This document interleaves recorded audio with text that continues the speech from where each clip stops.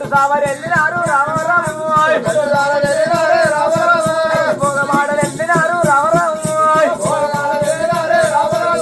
కుదిరించి కట్టినాయి రామరాము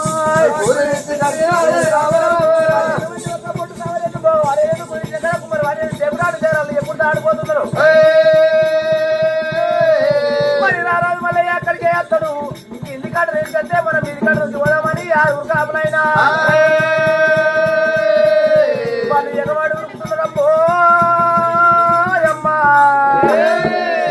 ఆరుగురు కాపులు అవరాలా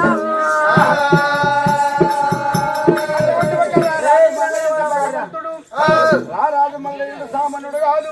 భగవంతుడు వనంగా ఆరు కాపులు పోయి కాళ్ళు ఎక్కడ కట్టెలు కొట్టుకొని అక్కడ కాపులున్నారు కళ్ళండ చూసిండు భగవంతుడు దేవుడు అందర వేడికి వచ్చిండ్రా అంత ఉండు మల్లారెడ్డి ఎవరైనవరా నాయనరాడా కొట్టుకుని మీరు వస్తున్నారు అది మీకు తరము కాదు మీతోని కాదు వెనుకకు మర్రిపండి ఆ పట్నం పైలము ఏ ఆరుగురు వదిల పైలము మన తల్లి తల్లి పైలమంటుండు ఆ పప్పు దేవుడుతున్నాడు కాపుల కోపం ఎటుపోయిందో దేవుడు